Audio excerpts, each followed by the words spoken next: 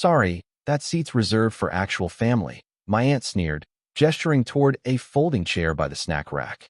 No one addressed me until the $2,400 bill arrived. It landed in front of me. I just grinned, grabbed my jacket, and told the waiter, "Ask the actual family." I, 32M, should have seen it coming when my aunt's wedding invitation arrived with "casual family gathering" scribbled at the bottom. The same woman who'd made my childhood holidays a minefield of passive-aggressive comments about my single mother and our circumstances was getting married for the third time, and apparently, I was family enough to attend, but not quite family enough to matter. The venue was one of those overpriced lakeside restaurants where the ambience costs more than the food.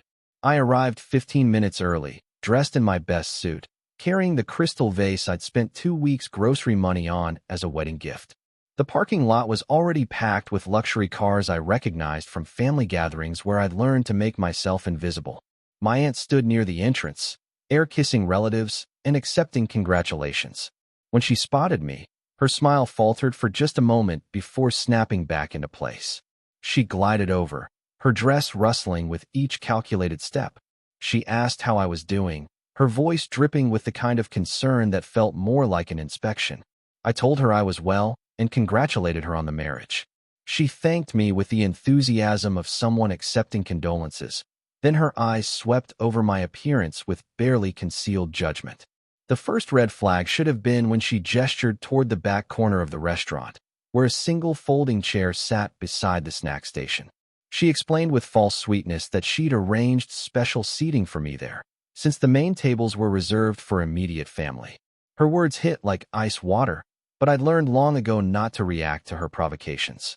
I made my way to the designated corner, passing tables draped in expensive linens where my cousins and their families chatted and laughed. No one acknowledged me. Not my uncle who'd borrowed money from my mother years ago and never paid it back. Not my cousins who'd grown up in the same house I'd visited for awkward holiday dinners. I was a ghost at my own family's celebration. The folding chair wobbled under my weight. From my corner, I had a perfect view of the entire reception while being effectively invisible to the other guests. I watched my aunt work the room, her new husband trailing behind like an expensive accessory. She introduced him to everyone as if he were royalty, while I sat forgotten beside a display of stale crackers and cheese squares. The meal service began, and servers started bringing out plates to the main tables. Prime rib, lobster tail, salmon, the kind of spread that costs serious money. I waited for someone to bring me a plate, but 20 minutes passed with nothing. Finally, a harried server approached and asked what I'd ordered. I explained I hadn't been given a menu or asked about food preferences. She looked confused and hurried away. Another 15 minutes passed before she returned, explaining that there had been some confusion about my dinner. She asked if I'd like to order something from the regular menu instead. The implication was clear: I wasn't part of the wedding package. I ordered a simple pasta dish and watched my relatives feast on their elegant meal. The photographer moved between tables, capturing smiling family moments. When he reached my corner, he glanced at me uncertainly before moving on. Apparently, the folding chair section wasn't photo-worthy. The reception progressed with speeches, toasts, and dancing. My aunt's children gave touching tributes to their mother and new stepfather. They spoke about family bonds, loyalty, and the importance of supporting each other through life's challenges.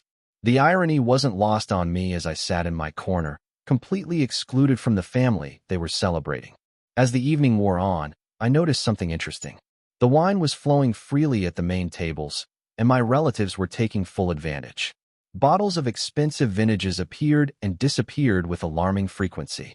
The bar tab was clearly climbing, but everyone seemed determined to celebrate in style. My cousin's wife, emboldened by several glasses of champagne, approached my corner around 9 o'clock. She asked why I was sitting alone and seemed genuinely surprised when I explained about the seating arrangement.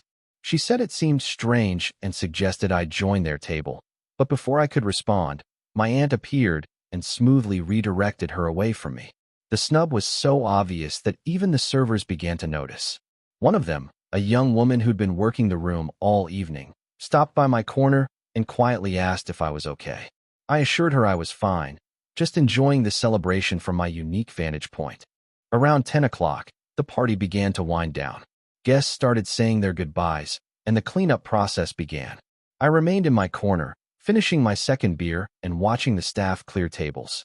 My aunt was busy with farewell hugs and thank yous, still completely ignoring my existence. That's when the waiter approached with the bill.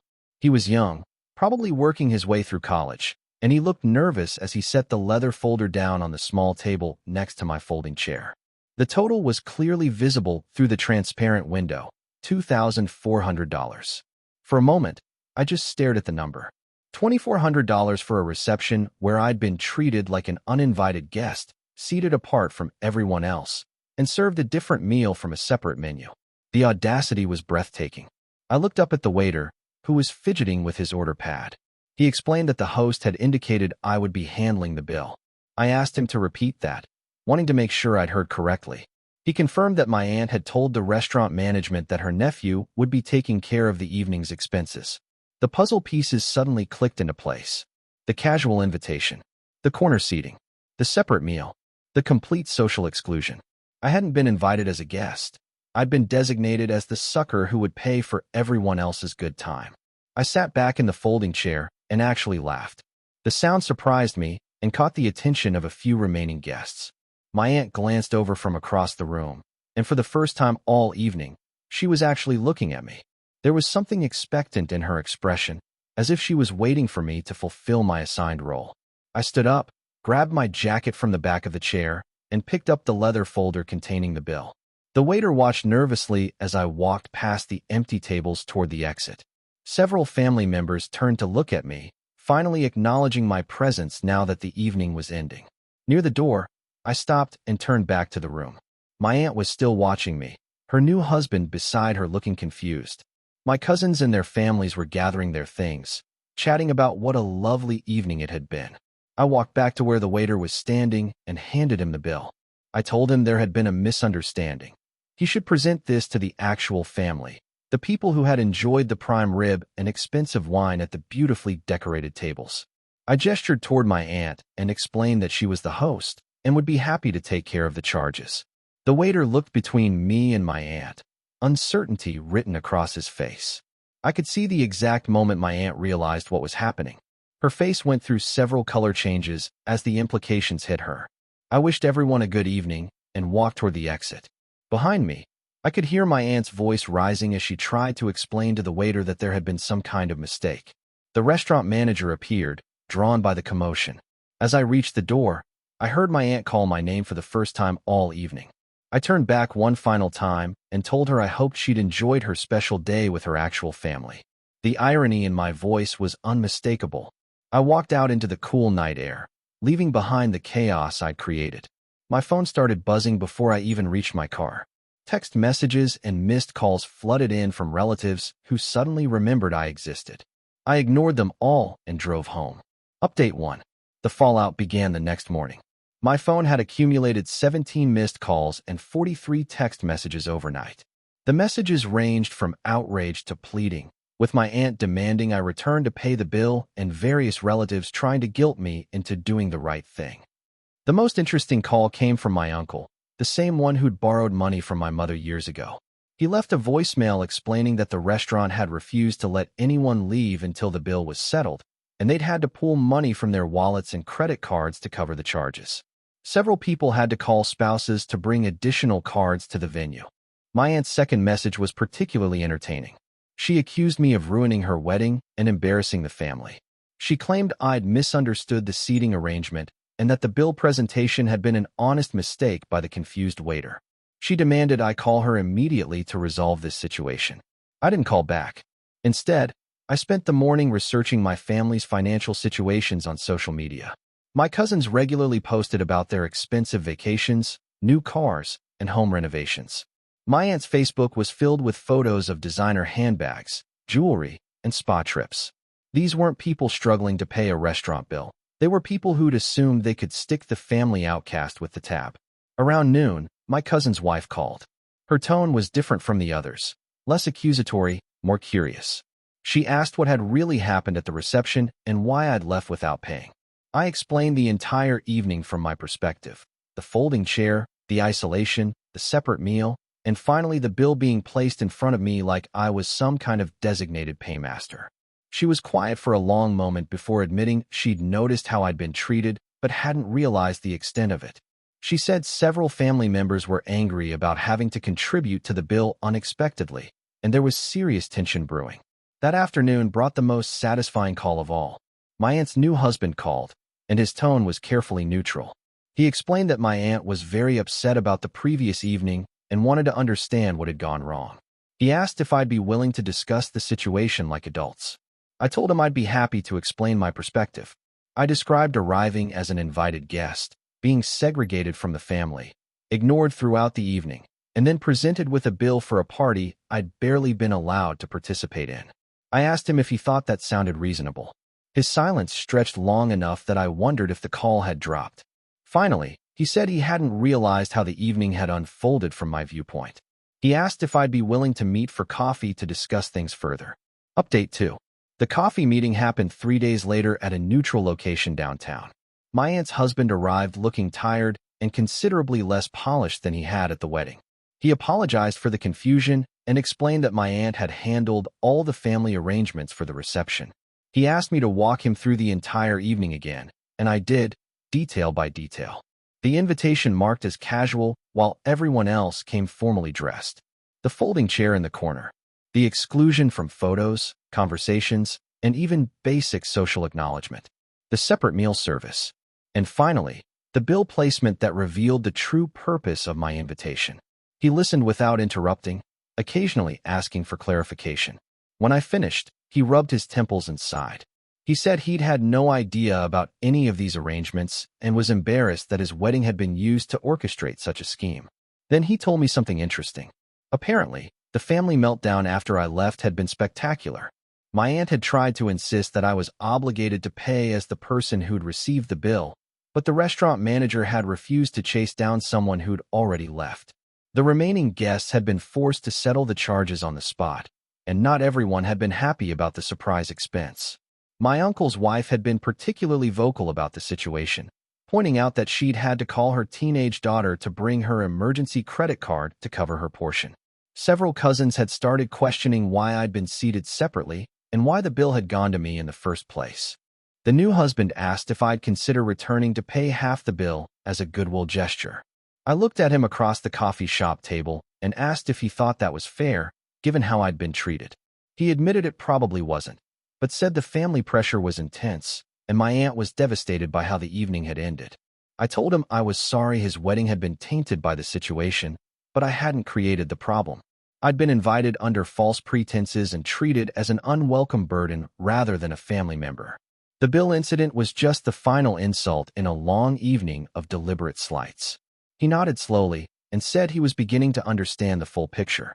He asked if there was any way to repair the family relationships that had been damaged. I told him that depended on whether the family was willing to acknowledge how they'd treated me and make genuine changes. Update 3. 2 weeks later, the family dynamics had shifted dramatically. My cousin's wife had apparently done some investigating and discovered this wasn't the first time my aunt had pulled a similar stunt. At my grandmother's funeral 5 years earlier, she'd stuck my mother with the catering bill using the same method, presenting it as if it were her responsibility, while everyone else assumed someone else was handling the costs. The revelation had caused a significant rift in the family. Several relatives were now questioning other financial arrangements from past events and wondering if they'd been manipulated as well. My uncle's wife was particularly upset, realizing she'd been pressured into expensive group gifts and activities under false pretenses. My aunt tried to do damage control by claiming I'd overreacted and embarrassed the family unnecessarily. But her new husband had apparently shared our coffee conversation with others, and her version of events was falling apart under scrutiny. The most unexpected development came when my cousin called to apologize. He said he'd always known I was treated differently at family events, but had never spoken up because it was easier to go along with the status quo. He admitted that watching me sit alone in the corner all evening had bothered him, but he'd been too cowardly to do anything about it. He offered to pay my portion of the wedding bill, but I declined. I told him the money wasn't the real issue. It was the principle of being used and discarded when convenient. I said if the family wanted to repair relationships, it would take more than financial gestures. My aunt made one final attempt to contact me. leaving a voicemail that managed to be both apologetic and accusatory. She said she was sorry if I'd misunderstood the evening's arrangements, but I'd caused significant damage to family relationships by walking out. She suggested we meet to discuss how to move forward constructively. I never returned that call. 3 months later, I heard through my cousin that my aunt's marriage was already showing strain. Apparently, her new husband had started questioning other aspects of her character after the wedding incident, and their relationship was becoming increasingly tense. The family gatherings I used to dread attending were no longer a concern. I simply stopped going. Some relatives reached out individually to maintain relationships, but the larger family dynamic had shifted permanently. I'd finally learned that sometimes the best way to deal with toxic family members is to stop playing their games entirely. Looking back, that folding chair in the corner was actually the perfect metaphor for my place in their family structure. The difference was that now I'd chosen to get up and walk away from it permanently, and I'd never felt more free.